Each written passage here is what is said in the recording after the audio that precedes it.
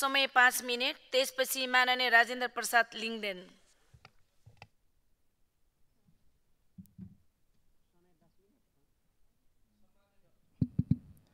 सम्माननीय सभामुख महोदय, नेपालको संविधानको धारा 105 मा नेपालका कुनै पनि अदालतमा विचाराधीन मुद्दाहरूको सम्बन्धमा न्याय निरूपणमा प्रतिकूल असर पर्ने विषयमा सङ्घीय सदनको कुनै सदनमा छलफल गरिने छैन भनेर लेखिएको छ। तर यही संसदमा हाम्रो पार्टी सभापतिसँग सम्बन्धित मुद्दामा आरोपित गर्ने गरी पटक पटक बहस भएको सुनेको छु। यो आफैमा कतिको जायज हो? अदालतमा प्रवेश गरिसकेको विषयमा धेरै चर्चा नगरौँ भन्ने मलाई लागेको थियो, तर पटक पटक मलाई नै जोडेर पनि प्रश्न उठाइएको छ। तत्कालीन गृह तथा उपप्रधानमन्त्री र रासोपाका पार्टी सभापति रवि लामिछानेमाथि सहकारी ठगीको आक्षेप लाग्यो। प्रमाण छ भनेर संसद पटक पटक अवरुद्ध भयो। त्यसपछि बनेको सहकारी सम्बन्धी विशेष छानबिन समितिले निष्कर्षमा रवि लामिछाने सहकारीबाट रकम प्रवाह हुने कुनै पनि प्रक्रियामा संलग्न भएको प्रमाण भेटिएन भनेर लेख्यो। उहाँ संलग्न रहेको कम्पनीको हकमा प्रचलित कानुन अनुसार जिम्मेवारी लिने भन्यो। कम्पनीको हकमा प्रचलित कानुन भनेको कम्पनी ऐन हुन्छ र हुनुपर्छ भन्ने हाम्रो बुझाइ हो। समितिको प्रतिवेदन राम्रोसँग अध्ययन गर्नुभयो भने उक्त प्रतिवेदन के भन्छ भने सहकारी संस्थाबाट प्रभाव भए बमोजिम नै गोर्खा मिडिया नेटवर्क प्रालीको खातामा जम्मा भएको रकमलाई गोर्खा मिडिया नेटवर्क प्रालीको लेखा परीक्षण प्रतिवेदनले भने सहकारीबाट आएको रकमको रूपमा स्वीकार गरेको देखिँदैन। लेखा परीक्षण प्रतिवेदनले उक्त रकमहरूलाई गीतेन्द्र बाबु राईले छोटो अवधिका लागि दिएको निजी सापट्टीको रूपमा उल्लेख गरेको छ। प्रतिवेदनको 17.3 खण्ड पढ्नुभयो भने यो लेखिएको पाउनुहुनेछ। जीवी राईले आफैले साइन गरेको डकुमेन्ट त्यो प्रतिवेदनको अंश बनाइएको छ। बरु सरकार जीवी राईलाई खोज्दैछ कि छैन आजकाल।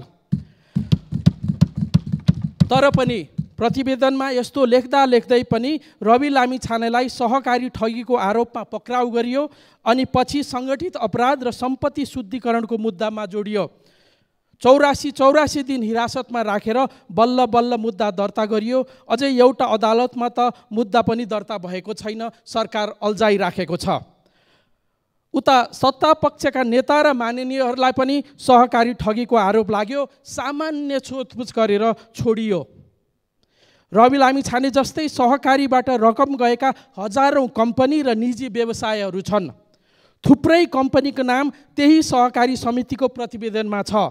तर मेरो जानकारीमा आजसम्म कुनै पनि व्यक्तिलाई कम्पनीमा आबद्ध भएकै कारण सहकारी ठगी वा सम्पत्ति शुद्धिकरणको मुद्दा लागेको थाहा पाएको छैन।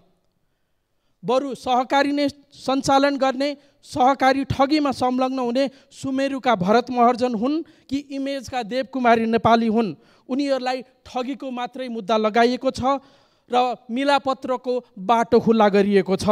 यो कहाँको न्याय हो? हामीलाई सरकार निष्पक्ष छ, प्रमाणको आधारमा मात्र कानुनको दण्ड चलाउँछ भन्ने विश्वास मरिसक्यो। सरकार कानुनको अस्त्रीकरण गर्दैछ। सहकारी ठगीबाट सम्पत्ति शुद्धिकरणसम्म पुग्दै गर्दा मेरो प्रश्न यस सम्पत्ति शुद्धिकरणको अनुसन्धान र मुद्दा यो सदनमा भएका हामी सबैलाई लागू भए संसद कति खाली हुँदो हो?